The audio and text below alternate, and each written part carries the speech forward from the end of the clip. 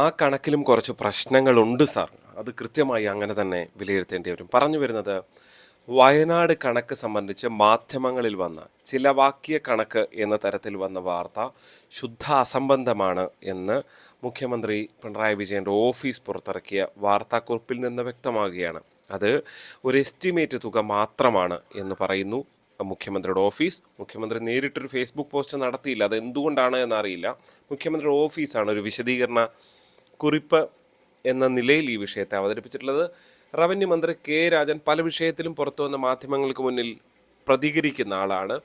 പക്ഷേ അദ്ദേഹവും മുഖ്യമന്ത്രിയോട് ആലോചിച്ച ശേഷം വാർത്താ സമ്മേളനം നടത്താമെന്ന് പറയുന്നു. മന്ത്രി എം ബി രാജേഷും അങ്ങനെ പ്രതികരിച്ചില്ല. അത് ഞാനല്ല പറയേണ്ടതെന്ന് പറഞ്ഞ് ഒഴിഞ്ഞു മാറുന്നു. എന്തോ സാധാരണഗതിയിൽ തിരിച്ചൊരു വലിയ അറ്റാക്ക് ഉണ്ടാകേണ്ടതാണ്, പക്ഷെ അതങ്ങനെ ഉണ്ടായിട്ടില്ല. പക്ഷേ അതിഗുരുതരമായ ചില കാര്യങ്ങൾ ഈ കണക്കിൽ നിന്ന് നമ്മൾ മനസ്സിലാക്കേണ്ടതുണ്ട് എന്നുള്ളതാണ്. മുഖ്യമന്ത്രിയുടെ ഓഫീസും റവന്യൂ മന്ത്രിയൊക്കെ പറഞ്ഞതുപോലെ ഇത് ചെലവാക്കിയ പൈസയല്ല എന്നുള്ളത് അങ്ങനെ തന്നെയാണ്. അതിൽ വേറെ സംശയങ്ങളൊന്നുമില്ല. കാരണം 75,000 രൂപ ശവസംസ്കാരത്തിനോ അങ്ങനെ ഇങ്ങനെയൊന്നും അല്ല ചിലവാക്കിയിട്ടുള്ളത്. ഈ ബെയിലി പാലത്തിൻ്റെ താഴെ 1 കോടി രൂപയ്ക്ക് കല്ലിട്ടു എന്നൊക്കെയുള്ള കണക്കുകൾ അതൊരു എസ്റ്റിമേറ്റ് കണക്ക് മാത്രമാണ് എന്ന്, കേന്ദ്രത്തിന് കൈമാറിയ കണക്കാണ് എന്ന് തീർച്ചയായും അങ്ങനെ തന്നെ മനസ്സിലാക്കണം. പക്ഷേ ഇവിടെയാണ് ഇതിൻ്റെ ചില രാഷ്ട്രീയം മനസ്സിലാക്കേണ്ടത്. സംസ്ഥാന ദുരന്ത നിവാരണ സമിതിയുടെ ചെയർമാൻ മുഖ്യമന്ത്രിയാണ്. അതിൻ്റെ ചുമതലക്കാരനായ ശേഖർ കുര്യാക്കോസ് പാർട്ടി ചാനൽ വഴി മാധ്യമങ്ങളെ കണ്ടപ്പോൾ പറഞ്ഞത് തീർച്ചയായും കേന്ദ്ര മാനദണ്ഡം അനുസരിച്ച് വയനാട്ടിൽ ആവശ്യപ്പെടാവുന്ന തുക ഇതാണ്. ആ തുകയാണ്, ആ തുക കേന്ദ്രത്തോട് ആവശ്യപ്പെട്ടതിൻ്റെ ഒരു എസ്റ്റിമേറ്റാണ്. അത് കേന്ദ്ര സംഘം കൂടി വന്ന് അവരുമായി കൂടി ആലോചിച്ച ശേഷം നൽകിയ ഒരു എസ്റ്റിമേറ്റാണ് എന്ന് പറയേണ്ടി വരുന്നു എന്ന് അദ്ദേഹം വിശദീകരിക്കുകയാണ്. അദ്ദേഹം ചൂണ്ടിക്കാണിച്ച മറ്റ് ചില കണക്കുകൾ കൂടി പരിശോധിക്കുമ്പോൾ ഇതിൻ്റെ രാഷ്ട്രീയം മനസ്സിലാക്കാം. നമുക്കറിയാം, കേന്ദ്രം കേരളത്തെ അവഗണിക്കുന്നു എന്നുള്ളതാണ് കാലങ്ങളായുള്ള പരാതി. കേന്ദ്ര ഫണ്ട് വേണ്ട രീതിയിൽ കിട്ടിയില്ല, അതായത് സംസ്ഥാന വിഹിതം കിട്ടുന്നില്ല എന്നുള്ള പരാതി ഇപ്പോഴും സുപ്രീം കോടതിയുടെ പരിഗണനയിലാണ്. പക്ഷേ കേരളം ആവശ്യപ്പെട്ടതുപോലെ ഒരു 10,000 കോടി രൂപ വേണം എന്നൊക്കെ പറഞ്ഞത് സുപ്രീം കോടതി പോലും അംഗീകരിക്കാത്ത കഥയൊക്കെ നിങ്ങൾക്കറിയാം. ദുരന്ത നിവാരണ സമയത്ത് ഈ പറയുന്ന ആർമിക്കടക്കം അങ്ങോട്ട് പൈസ കൊടുക്കേണ്ടി വന്നു എന്നൊക്കെ പറയുന്നത് പോലെ അത് സ്വാഭാവികമായിട്ട് അങ്ങനെയാണ് മാനദണ്ഡങ്ങൾ ഉള്ളത് എന്നുള്ളതൊക്കെ മറച്ചു വെച്ചുകൊണ്ട് ഇതെല്ലാം കേന്ദ്രം ചെയ്യുന്ന തെറ്റാണ് എന്ന് പറയുന്നതാണ് പതിവായി ചെയ്യാറുള്ളത്. അവിടെ കേന്ദ്രത്തിൻ്റെ 2018 കണക്കുകളും ഈ ശേഖർ കുര്യാക്കോസ് തന്നെ അദ്ദേഹം ഈ മാധ്യമത്തെ കണ്ടപ്പോൾ പറയുന്നുണ്ട്. 26,000 കോടി രൂപയാണ് മഹാപ്രളയത്തിന് കേരളം അങ്ങോട്ടേക്ക് ചോദിച്ചത്. പക്ഷേ 2,900 പരം കോടി രൂപ മാത്രമാണ് കിട്ടിയത് എന്ന്. അക്കാലത്ത് വലിയ രീതിയിൽ ഇത് ചർച്ച ചെയ്യപ്പെട്ടിരുന്നു എന്നുള്ളതാണ് യാഥാർത്ഥ്യം. അന്ന് കേന്ദ്ര ഫണ്ട് വേണ്ട രീതിയിൽ കിട്ടിയില്ല എന്നൊക്കെ. ഇത്തവണയും ശേഖർ കുര്യാക്കോസ് അറിഞ്ഞോ അറിയാതെ പറയുന്നുണ്ട്, കേന്ദ്ര മാനദണ്ഡം അനുസരിച്ച് വയനാട്ടിൽ ചോദിക്കാൻ പറ്റുന്നത് 200 ചില്വാനം കോടി രൂപ മാത്രമാണ്, ഇപ്പോൾ കൊടുത്ത എസ്റ്റിമേറ്റിലെ തുകയാണ് എന്നാണ് അദ്ദേഹം പറയുന്നത്. അദ്ദേഹം ചൂണ്ടിക്കാണിക്കുന്നത്, മലയോര മേഖലയിൽ ഒരു വീടിടിഞ്ഞാൽ അതിനെ എത്ര സ്ക്വയർ ഫീറ്റ് ഉള്ള വീടാണെങ്കിലും 1 ലക്ഷത്തിൽ പരം രൂപ അല്ലെങ്കിൽ 2 ലക്ഷത്തിൽ താഴെ രൂപയെ അനുവദിക്കുകയുള്ളൂ. 1 കിലോമീറ്റർ റോഡിന് ഏതാണ്ട് 1 ലക്ഷം രൂപയെ അനുവദിക്കുകയുള്ളൂ. അത് കേന്ദ്ര മാനദണ്ഡമാണ്. കേന്ദ്ര മാനദണ്ഡം എന്ന് പറയുമ്പോൾ കേന്ദ്രം മാത്രം തീരുമാനിക്കുന്നതല്ല, ഫിനാൻഷ്യൽ കമ്മീഷൻ ഉൾപ്പെടെ ഓരോ ഘട്ടത്തിലും വിലയിരുത്തലുകൾ നടത്തി ഇത് പരിഷ്കരിക്കാറുണ്ട്. അത് കേന്ദ്ര സർക്കാർ മാത്രം തീരുമാനിക്കുന്ന ഒരു കാര്യമല്ല. അപ്പോൾ എങ്ങനെയാണ് പണം ചെലവഴിക്കേണ്ടത് എന്നുള്ളത് തീർച്ചയായും ഈ ഫിനാൻസ് കമ്മീഷൻ്റെ ശുപാർശ കൂടി പരിഗണിച്ചുകൊണ്ടാണ് ഒരു അന്തിമമായ തീരുമാനം എടുക്കാറുള്ളത്. അതിപ്പോൾ മാത്രമല്ല, ഇതിനു മുമ്പ് കോൺഗ്രസ് സർക്കാരുണ്ടായ സമയത്തും ഇതിങ്ങനെ പരിഷ്കരിച്ച് വരുന്നതാണല്ലോ. അങ്ങനെയുള്ള സമയത്തെല്ലാം അത് തന്നെയാണ് ഉണ്ടായിട്ടുള്ളത്. അപ്പോൾ നമ്മൾ മനസ്സിലാക്കേണ്ട ഒരു കാര്യം, നിങ്ങൾ ഇനി ചിന്തിക്കേണ്ടത് ഈ ദുരന്തമുണ്ടായതിന് തൊട്ട് പിന്നാലെ സംസ്ഥാന സർക്കാരിൻ്റെ സംസ്ഥാന മന്ത്രിമാരുടെയൊക്കെ പ്രതികരണമാണ്. വയനാട്ടിലുണ്ടായത് 2,000 കോടി രൂപയുടെ വലിയ നാശനഷ്ടമാണ് എന്നാണ് പറഞ്ഞത്. 2,000 കോടി രൂപയുടെ നാശനഷ്ടം ഉണ്ടായി എന്ന് പറയുമ്പോൾ സന്തോഷ് പണ്ഡിറ്റ് ഒരു കണക്കുമായി രംഗത്ത് വന്നിരുന്നു. അത് നമ്മളൊരു വീഡിയോയും ചെയ്തതാണ്, അത് നിങ്ങൾ കേട്ടാൽ തന്നെ മനസ്സിലാകും. സന്തോഷ് പണ്ഡിറ്റ് പറയുന്നത് 2,000 കോടി രൂപ എങ്ങനെയാണ് ചിലവാകുന്നത്.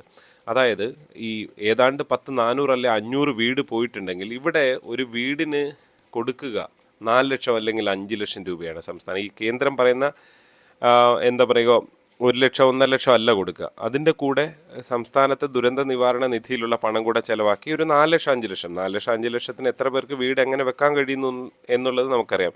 പിന്നെയും പല സ്ഥലങ്ങളിലെ ദുരന്തങ്ങളിലും സന്നദ്ധ സംഘടനകളാണ് പലയിടത്തും വീട് വെച്ച് കൊടുത്തിട്ടുള്ളത്. സർക്കാർ ഇങ്ങനൊരു പണം കൊടുക്കുന്നു എന്ന് മാത്രമേ ഉള്ളൂ. കൂടുതലും സന്നദ്ധ സംഘടനകളാണ് പലയിടത്തും വീട് വെച്ച് കൊടുത്തിട്ടുള്ളത്. അത് ഈ പറയുന്ന CPM അടക്കം കൂട്ടിക്കൽ ദുരന്തം ഉണ്ടായപ്പോൾ 25 വീട് വെച്ച് കൊടുത്തത് CPM ആണ്. സേവാഭാരതി അതുകൊണ്ട് 10 വീട് കൊടുക്കുന്നു. വിവിധ മറ്റ് മത സംഘടനകൾ അടക്കം വെച്ച് കൊടുക്കുന്ന ഒരു സാഹചര്യം ഉണ്ടായിട്ടുണ്ട്.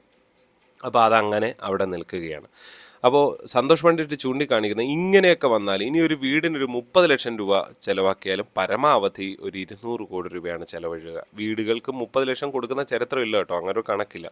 50 കടകളെങ്ങാണ്ട് പോയിട്ടുണ്ട്. അതെല്ലാം കൂടെ വെച്ചാലും അതിനുള്ള ബാക്കി ചിലവെല്ലാം കൂടെ വന്നാലും ഒരു 500 കോടി രൂപ മാത്രമാണ് ചിലവാകുക എന്നാണ് സന്തോഷ് പണ്ഡിറ്റ് അന്ന് ഒരല്പം വലിയ കണക്കിട്ടുകൊണ്ട് പറഞ്ഞത്. അവിടെയാണ് സംസ്ഥാനം 2000 കോടി എന്നുള്ളത്. അന്ന് തന്നെ നമ്മളിതിൽ ചൂണ്ടിക്കാണിക്കുന്നു ഇതൊരു പൊളിറ്റിക്കൽ ഫൈറ്റിലാണ്. അതായത് കേരളത്തിലെ സാമ്പത്തിക പ്രതിസന്ധിക്ക് മുഴുവൻ കാരണം കേന്ദ്രമെന്ന് വരുത്താനുള്ള ഒരു തന്ത്രത്തിൻ്റെ ഭാഗമാണ് ഇത്. കേന്ദ്ര അവഗണന എന്നൊരു ഇരവാദം ഉന്നയിച്ചാണ് കേരളം കഴിഞ്ഞ കുറേ കാലമായി എന്താ പറയുക പിടിച്ചു നിൽക്കുന്നത്, രാഷ്ട്രീയമായി പിടിച്ചു നിൽക്കുന്നത്. കേരളമെന്ന് കേട്ട് കേരളത്തെ അങ്ങ് ദ്രോഹിക്കുകയാണ്. ഇപ്പോൾ കേന്ദ്രമന്ത്രി സംസ്ഥാനത്തു നിന്നുള്ള വി മുരളീധരനൊക്കെ അക്കാലത്ത് അതിന് മറുപടി പറയുമ്പോഴും അദ്ദേഹം സംസ്ഥാന വിരുദ്ധനാണ് എന്നാണ് ചൂണ്ടിക്കാണിച്ചുകൊണ്ടിരിക്കുന്നത്. ഇപ്പോൾ ഈ മറുപടിയിൽ നിന്ന് ഈ വയനാട് കണക്കിൽ നിന്ന് ഇദ്ദേഹം ശേഖർ കുര്യാക്കോസോ അല്ലെങ്കിൽ മുഖ്യമന്ത്രിയുടെ ഓഫീസിൽ നിന്ന് പുറത്തിറക്കിയ കണക്കുകൾ പ്രകാരം അടക്കം മനസ്സിലാക്കേണ്ടത് വയനാട്ടിലാകെ ചോദിക്കാൻ കഴിയുന്നത് എസ്റ്റിമേറ്റ് തുകയാണെങ്കിൽ പോലും 200 കോടി രൂപ, 200-ൽ പരം കോടി രൂപ, പരമാവധി 300 കോടി താഴെ മാത്രമാണ് എന്നുള്ളതാണ് പച്ചയായ യാഥാർത്ഥ്യം എന്നുള്ളതാണ്. ഇനി ചിലപ്പോൾ അതുകൊണ്ടായിരിക്കാം അതിപ്പോൾ പറഞ്ഞു കഴിഞ്ഞാൽ പ്രതികരണമായി ബൈറ്റായി നിന്ന് കഴിഞ്ഞാൽ നാളെ കേന്ദ്രം തള്ളുമ്പോൾ ഇതേപോലെ വന്നിരുന്ന ഇരവാദം പറയുമ്പോൾ ഈ പഴയ ബൈറ്റ് പ്രതികരണം പുറത്തു വരുമല്ലോ. അപ്പോൾ അതുകൊണ്ടായിരിക്കും ഒരുപക്ഷെ ഇങ്ങനെ മിണ്ടാത്തതെന്ന് സംശയിക്കേണ്ടി വരും. കാരണം എല്ലാ വിഷയത്തിലും പ്രതികരിക്കുന്നവരല്ലേ, ഇതിൽ മാത്രം എന്തുകൊണ്ട് റവന്യൂ മന്ത്രി പോലും പ്രതികരിക്കുന്നില്ല എന്ന സംശയം നിൽക്കുമ്പോഴാണ് അതങ്ങനെ ഉയർന്നു വരുന്നത്. എന്തായാലും ഒരു കാര്യം ഉറപ്പാണ്, ഈ എസ്റ്റിമേറ്റ് തുക കേന്ദ്രത്തിൻ്റെ സംഘവും അവിടെ എത്തിയിരുന്നു. അവരെല്ലാം ഇത് കൃത്യമായി കണക്കാക്കിക്കൊണ്ട് അവരൊരു കണക്ക് കൊടുക്കും. ആ കണക്കിനനുസരിച്ചുള്ള തുകയായിരിക്കും കേന്ദ്ര സർക്കാർ പറയുക. അവിടെ പ്രത്യേകിച്ച് ഏതെങ്കിലും ഒരു പൊളിറ്റിക്കലായി കൂടുതൽ തുക അനുവദിക്കുക എന്നുള്ളതിനപ്പുറത്തേക്കില്ല. അതും സുരേഷ് ഗോപി തന്നെ കഴിഞ്ഞ ദിവസം പറയുന്നുണ്ട് എന്തുകൊണ്ട് കിട്ടുന്നില്ല എന്നുള്ളത്. അതായത് സംസ്ഥാനത്തിൻ്റെ ഒരു കണക്ക്, അന്തിമമായ കണക്ക് വന്ന് അവരത് പരിശോധിച്ച ശേഷമായിരിക്കും ഇക്കാര്യങ്ങളെല്ലാം റിലീസ് ചെയ്യുക. അപ്പോഴും നിങ്ങൾ ഒരു കൊട്ടക്കണക്ക് കൊടുത്തിട്ട് അത് കിട്ടിയില്ല എന്ന് പറഞ്ഞ് കരയുന്നത് തികഞ്ഞ രാഷ്ട്രീയം മാത്രമാണ് എന്ന് പറയാൻ ആഗ്രഹിക്കുകയാണ്. എന്തായാലും ഈ എസ്റ്റിമേറ്റ് തുക പുറത്തു വന്നതോടെ അതുകൂടിയാണ് വ്യക്തമാകുന്നത്. ഇതൊരു കൊട്ടക്കണക്കാണ് പലപ്പോഴും കേന്ദ്രത്തിന് നൽകാറുള്ളത്. അതുകൊണ്ടാണ് ആ പണം അനുവദിക്കാത്തത്. അത് രാഷ്ട്രീയ വിവേചനമല്ല എന്നുള്ള യാഥാർത്ഥ്യം കൂടിയാണ് പുറത്തു വരുന്നത്. എന്താണ് നിങ്ങൾക്ക് ഈ വിഷയത്തെക്കുറിച്ച് നിങ്ങളുടെ അഭിപ്രായം? അത് കമൻറ്റുകളായി രേഖപ്പെടുത്തുക. ചാനൽ സബ്സ്ക്രൈബ് ചെയ്തിട്ടില്ലെങ്കിൽ സബ്സ്ക്രൈബ് ചെയ്യണം. നോട്ടിഫിക്കേഷൻ ബട്ടൺ എനേബിൾ ചെയ്യണം. വീഡിയോ ഇഷ്ടപ്പെട്ടാൽ ലൈക്ക് ചെയ്യണം. മറ്റു സുഹൃത്തുക്കൾക്ക് അയച്ചു കൊടുക്കണം.